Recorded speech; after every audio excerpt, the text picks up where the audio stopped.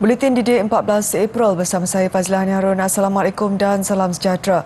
Kes penularan COVID-19 masih berlaku di Melaka apabila satu kluster baru direkodkan membabitkan dua daerah di negeri itu.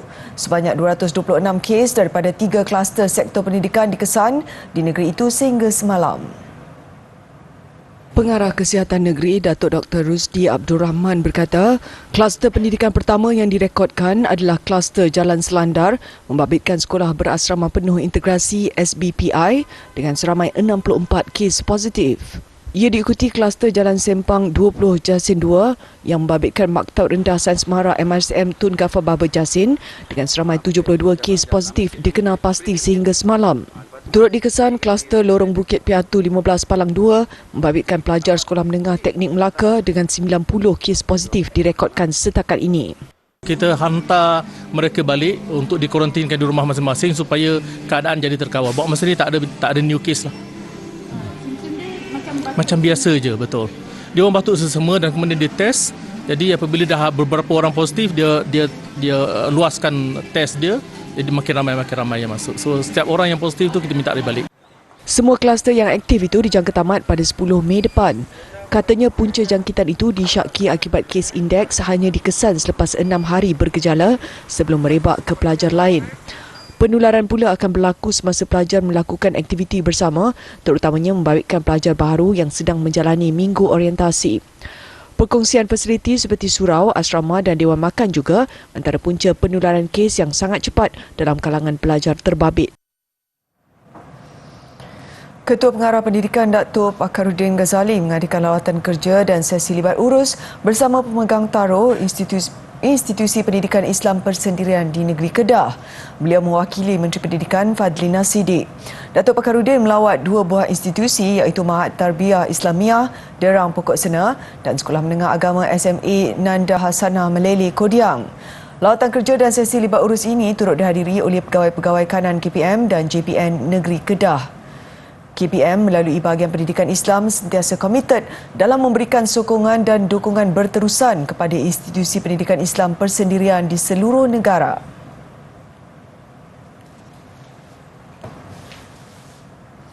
Sekolah Menengah Kebangsaan SMK Raja Puan Muda Tengku Fauziah di kaki Bukit Perlis mencipta kelainan dengan memberi peluang kepada pelajarnya menonjolkan nilai kepimpinan melalui program Meet and Greet bersama penghuni rumah anak-anak yatim. Peluang berharga itu disertai 36 pemimpin rakan sebaya PRS dari tingkatan 2 hingga 5. Kaunselor Sekolah Muhammad Zulfakar Mazlan berkata latihan dalam kelas LDK dilakukan bersama 19 penghuni rumah anak yatim yang berusia 10 hingga 17 tahun. Program sehari itu bermula dengan pelbagai aktiviti salam perkenalan, seterusnya gotong royong, penyampaian sumbangan dan berbuka puasa bersama. Ini merupakan satu latihan lah, selain daripada belajar di sekolah. Aktiviti luar bilik darjah ini sebenarnya menjadi satu nilai tambah kepada pelajar, terutamanya pemimpin pelajar PRS itu sendiri untuk melatih aspek kepimpinan dari segi macam mana nak menguruskan program, macam mana nak menguruskan komuniti luar, macam mana nak buat aktiviti bermasyarakat. Jadikan ini sebagai satu peluang dan juga ilmu tambahan lah. Pengarah program yang juga pelajar tingkatan 5, Sharifah Natasha Said Nawawi berkata, sebelum melaksanakan LDK, mereka terlebih dahulu mengikuti latihan Training of Trainers TOT selama 2 hari. Bertindak sebagai jurulatih, kumpulan PRS itu memperlihatkan bagaimana kepimpinan boleh disemai menerusi semangat kerja berpasukan, keyakinan diri, kreativiti dan kemahiran berkomunikasi yang akhirnya membolehkan keputusan wajar dapat dilaksanakan. Sebenarnya aktiviti ni ada 10 tapi masa singkat kan. Lepas tu kami buat hanya macam 5 aktiviti sahaja. Tapi kami bagi yang ni, kami bagi mereka buat macam bagi mereka happy lah. Kan puasa kan. Peserta program berkata mereka seronok dan teruja dapat menyertai program berkenaan. Suasana riuh dan gelak tawa sewaktu melakukan aktiviti seolah-olah melupakan seketika kesunyian mereka. Best apa, tak ada buat apa, duduk nama, lepas tu ada orang buat program syok. Rasa happy lah apa, boleh jumpa kakak-kakak yang tak pernah, yang tak tahu kata ada pun. Program diadakan di Pertubuhan Kebajikan Anak Yatim Perlis, Jejawi. Selain menghiburkan penghuni rumah anak yatim, penganjuran program ini juga memberi peluang kepada ahli PRS dari masyarakat Cina untuk merasai pengalaman berbuka puasa beramai-ramai. Kementerian Kesihatan Malaysia KKM melancarkan 2 buah buku mengenai perubatan tradisional dan herba. Menterinya Dr. Zaliha Mustafa berkata buku kerangka penyelidikan perubatan tradisional dan komplementari di Malaysia dan garis panduan penyelidikan perubatan herba itu memberikan gambaran menyeluruh tentang status terkini penyelidikan perubatan tradisional dan komplementari PT dan K dalam negara. Menurut beliau, kerangka buku berkenaan merupakan yang pertama seumpamanya di dunia. Ia terdiri daripada beberapa perkara penting termasuk tadbir urus PT dan K serta domain penyelidikan PT dan K di Malaysia yang merangkumi penyelidikan mengenai terapi berasaskan prosedur. Tambahnya, KKM sentiasa komited dalam menjamin keselamatan dan kualiti perkhidmatan PT dan K kepada orang ramai. Ia mengikut penguatkuasa Akta PT dan K 2016 atau Akta 775 pada Ogos 2016 iaitu langkah penting dalam memastikan pengawal sediaan perkhidmatan PT dan K mematuhi perundangan sedia ada.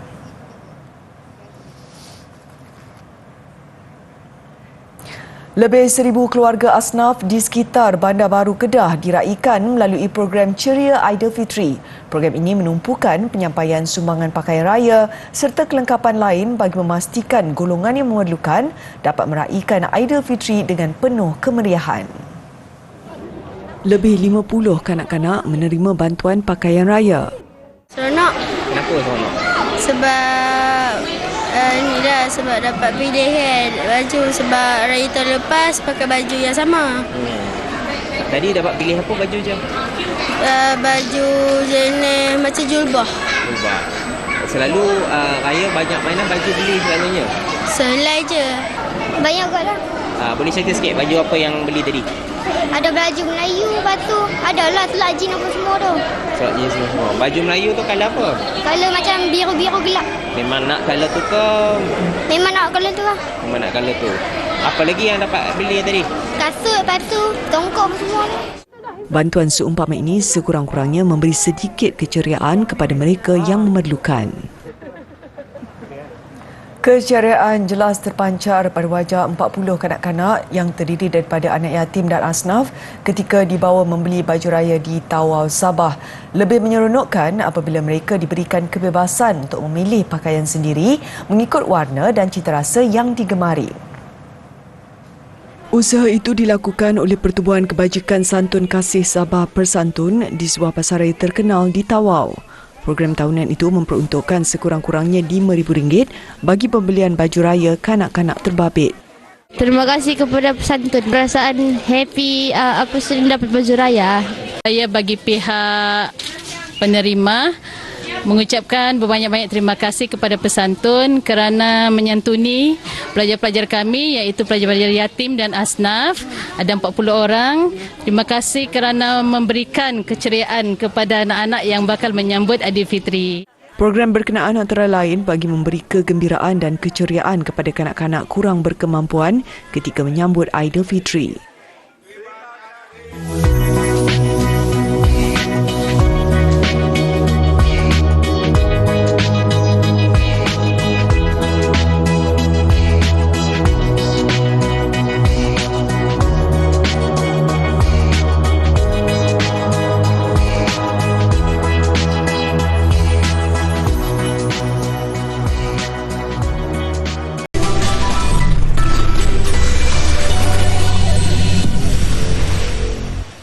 Orang ramai dinasihatkan supaya mengisi borang maklumat balik kampung bagi mengelak sebarang kejadian tidak diingini ketika beraya. Melaluinya, polis dapat memantau kediaman pemohon dan pada masa yang sama memastikan pemohon dapat beraya dengan lebih aman. Ketua Polis Selangor, Datuk Husin Omar Han berkata kemudahan itu yang telah wujud sejak tahun 2012 akan menjadi sia-sia jika orang ramai tidak cakna untuk menggunakan ia sepenuhnya. Polis mengambil data-data ini untuk merancang operasi pencegahan setempat. Maksudnya balai polis berdekatan berkenaan ataupun IPD berkenaan akan menggunakan unit-unit pencegahan seperti MPV, unit rondaan bermotosikal untuk rondaan di kawasan-kawasan tersebutlah. Datuk Seri mengakui setiap maklumat yang diterima pihaknya membantu polis menjalankan tugas rondaan dan pencegahan dengan lebih teratur. Menurutnya, berdasarkan statistik Aidilfitri lepas, hanya sekitar 5,000 sahaja warga Selangor yang mengisi borang tersebut. Jelasnya, kes samun dan pecah rumah yang berlaku pada musim perayaan lepas hanya melibatkan rumah yang tidak mengisi borang maklumat balik kampung. Pada saya, dia perlu jugalah sebab dia untuk menguatkan keselamatan lah. Zaman sekarang ni kan macam-macam benda boleh jadi. Jadi saya rasa benda tu sangat perlu lah. Pihak berkuasa pun dah suruh, jadi kita pun just abide by it. But at the same time pun benda ni juga benefit kita juga. Yalah, lagi kalau kawasan tu memang sunyi ke apa kan. So adalah polis boleh buat rondaan ke, cek-cek tempat tu untuk keselamatan kita and juga that community. Untuk kemudahan pengguna, borang maklumat balik kampung boleh diisi menerusi aplikasi atau dengan cara mengisi borang fizikal di Balai Polis berdekatan. Lembaga Pemasaran Pertanian Persekutuan Fama diarah membuka 113 pasar tani khas di seluruh negara bermula 15 hingga 21 April ini.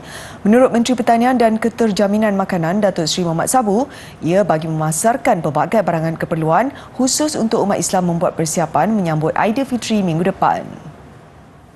Katanya, pasar tani khas itu akan menjual barangan keperluan seperti ayam, daging, telur dan pelbagai sayuran pada harga berpatutan. Hasil jualan dijangka mampu mencecah 12 juta ringgit. Ada lebih 113 sekarang ini, itu outlet kekal. Dan Fama dipertanggungjawabkan supaya dapat memasarkan barang-barang pertanian dengan lebih aktif lagi. Beliau berkata demikian pada majlis penyerahan bantuan banjir kepada golongan sasar di kawasan Parlimen Seri Gading di Batu Pahat. Seramai 8 petani dipilih bagi menerima sumbangan berkenaan demi meringankan beban mereka yang sebelum ini terkesan dengan banjir. Datuk Seri Mohamad turut memberi jaminan bekalan makanan terutama 30 jenis barangan di bawah skim harga maksimum musim perayaan SHMMP Hari Raya Puasa 2023 adalah mencukupi. Berbaki lebih kurang seminggu menjelang sambutan Hari Raya Aidilfitri, pastinya memberi tekanan terutamanya kepada peniaga-peniaga yang perlu mengejar tempahan. Begitu juga bagi peniaga biskut dan kek dari RKT Chalil Kuala Musang, Hayati Yaakob yang bertungkus lumus menyiapkan 500 balang biskut raya yang ditempah pelanggannya. Dari 1 Ramadan, Hayati mula menyediakan produk biskutnya dan berakhir pada seminggu sebelum Aidilfitri bagi memberi ruang kepada proses penghantaran. Mula mengusahakan perniagaan biskut raya dan kek pada 2017, setiap tahun Hayati menghadkan tempahan sekitar 500 balang sahaja bagi memastikan kualiti biskutnya terjaga. Antara biskut yang saya buat, tak nenas, Elma London, Snow Almond, semprit susu dan macam-macam lagi lah. Dan saya setiap tahun menghadkan 500 botol lah. Saya tak ambil banyak sebab saya nak menjaga kualiti dan saya pula buat sore. Dan saya mula buat ni dari hari pertama puasa dan saya last buat seminggu sebelum raya lah sebab saya nak hantar pada customer. Tambahnya, biskut raya yang dihasilkan dijual dengan harga serendah RM28 hingga RM32 sebalang. Setiap kali musim perayaan Aidilfitri, usahawan ini berjaya meraih lebih RM15,000 bagi jualan biskut raya dan kek.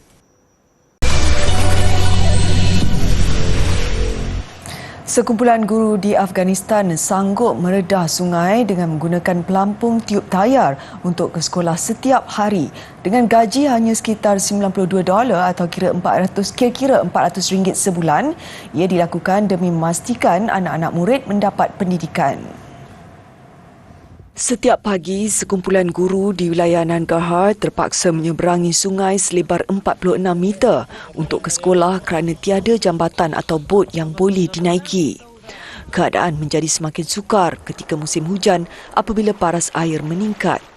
ډېر استادان را سره دي چې موږ د باساول د سیمینا اپل او پریوزو د بیلې لیستا نو دا خو د کونړ سیند او خونړې سیند ډېر غټ سیند او دا چې څنګه د وړي موسم شروع شي نو سیند به ډېر زیات شي نو موږ په ټوپانو باندې ټول ملګری یو ځای پریوزو نو د ډېر ستونزو او مشکلاتو سره مخ یو ځکه چې خطر لري ډېر زیات خطر لري دا غټي چپی وي د چپونه چې موږ تیریګو نو ډېر په مشکلات باندې مکتب ته ورسیږو. Ketika ini mereka mengajar 1,040 murid termasuk kanak-kanak perempuan di sekolah rendah. Sekolah berkenaan dibuka pada 2004, namun dimaklumkan oleh pihak Kementerian Pendidikan, bangunan sekolah ini sudah terlalu uzur untuk menempatkan jumlah pelajar yang ramai. Kini hanya 3 buah kelas boleh digunakan, menyebabkan kebanyakan sesi pembelajaran terpaksa diadakan di luar bangunan. Ghana muncul negara pertama meluluskan vaksin malaria keluaran Universiti Oxford. Di peringkat Pertubuhan Kesihatan Sedunia WHO, keberkesanannya dan keselamatannya masih dikaji. Kelulusan mengenainya dianggap sesuatu yang luar biasa kerana ia diberikan sebelum ujian data untuk peringkat akhir dikeluarkan. Ia sekaligus menimbulkan kesangsian berhubung penggunaannya di Ghana. Wabak berasal dari nyamuk itu membunuh lebih 600,000 orang setiap tahun. Majoriti mereka adalah kanak-kanak di Afrika. Fatau gorila tertua di dunia menerima hadiah buah-buahan segar dan salad ketika sambutan hari lahirnya yang ke-66.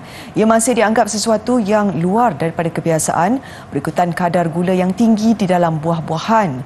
Ini kerana berdasarkan usianya, Fatau sudah pun lebih 2 dekad melepasi jangka hayat kebanyakan gorila lain.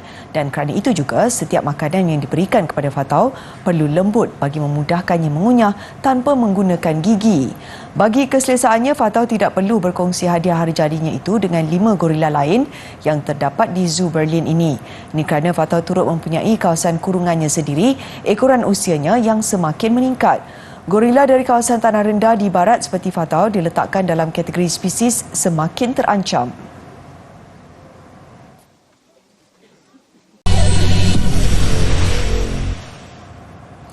Sukan kelab diwakili Cristiano Ronaldo di Arab Saudi Al Nassr mengumumkan memecat jurulatih Rudi Garcia. Ia dipercayai susulan ketegangan di antara Garcia dengan pemain di dalam bilik persalinan dengan Al Nassr hanya mampu mengumpul 7 mata daripada 4 perlawanan terakhirnya. Lebih membimbangkan apabila Al Nassr hanya ada beberapa hari saja lagi sebelum dijadual berdepan juara bertahan Al Hilal. Mengikut laporan, Garcia kecewa dengan pemainnya selepas pasukan itu cuma seri tanpa gol dengan pasukan dari kelompok bawahan Al-Fihah pada perlawanan terakhir mereka Ahad lalu. Ia sekaligus menjejaskan peluang pasukan itu untuk muncul juara Liga buat kali pertama sejak 2019. Beberapa laporan lain pula menyebut Ronaldo sendiri yang mahu supaya Garcia dipecat. Al Nassr yang membeli Ronaldo pada harga $200 juta Amerika kini turun tangga kedua, beza 3 mata di belakang pasukan pendahulu Al-Ittihad dan baki 7 perlawanan Liga untuk musim ini. Berbanding Ronaldo yang mula bersama Al Nassr awal tahun ini, tempoh Garcia sebagai jurulatih Al Nassr pula belum sampai setahun. Sebelum ke Al Nassr, Garcia pernah melatih AS Roma dan Olympique de Marseille.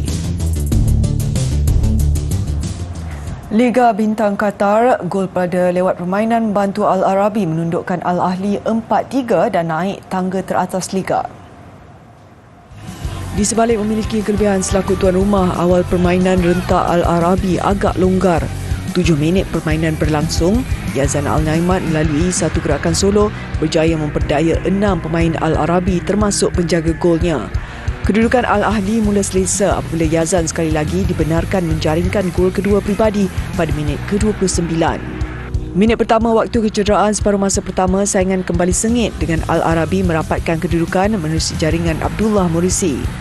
Al Arabi kembali lega apabila Omar Al-Somah turut berjaya memberikan sentuhan gol pada minit ke-5 waktu kecederaan. Minit ketiga separuh masa kedua, akibat satu insiden, Al Arabi diberikan sepakan penalti. Disusuli gol daripada Youssef Sakmi, kali ini giliran Al Arabi mendahului. Kedudukan kembali seimbang apabila percubaan Ali Kadri pada minit ke-75 terkena pemain pertahanan lawan dan terus ke dalam gawang Al Arabi. Kekal 3-3 keputusan sah memihak Al Arabi apabila Youssef Sakmi yang tanpa dikawal mudah menjaringkan gol kedua pribadi pada minit ke-88. Al Arabi 4, Al Ahli 3. Beralih ke Liga Primera Argentina, pelalui Liga River Plate berdepan Gimnasia. Akibat satu insiden mengadil terpaksa memberikan River sepakan penalti. Disusuli gol daripada Sebastian Romero, River 1-0 mendahului. Minit ke-65, River mengukuhkan kedudukan kepada 2-0 hasil tandukan Rodrigo Alejandro. Minit akhir permainan, kedudukan Gimnasia semakin sukar, giliran Matias Suarez mempamerkan bakat menjaringkan gol. River Plate 3, Gimnasia 0. Beralih ke tenis Monte Carlo Masters, ada kejutan berlaku. Peringkat 16 terakhir, pemain nombor 1 dunia Novak Djokovic dikecewakan pemain ke-18 dunia dari Itali, Lorenzo Musetti. Di sebalik menang set pertama, set berikutnya giliran Musetti menguasai permainan. Keadaan semakin nyata apabila Musetti menang 7-5 pada set kedua. Dan meskipun hujan menyebabkan permainan tergendala seketika, ini tidak menjejaskan rentak Musetti. Set ketiga dan selepas terikat 3 sama, Musetti mula menjarakkan kedudukan. Musetti mara ke peringkat suku akhir, menang 4-6, 7-5 dan 6-4. Ini juga kali ketiga berturut-turut Djokovic tersingkir awal di kejuaraan Monte Carlo Masters.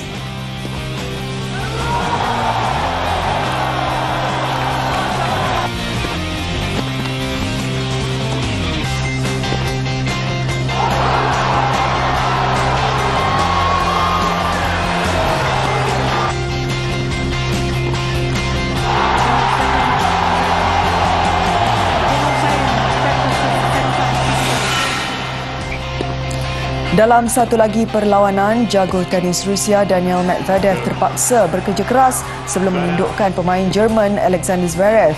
Lambat menemui rentak, Medvedev tewas set pertama. 2 set berikutnya baru keputusan memihak Medvedev. Itu pun selepas Zverev berjaya mengheret permainan hingga ke tie break. Medvedev mara ke skor akhir, menang 3-6, 7-5 dan 7-6.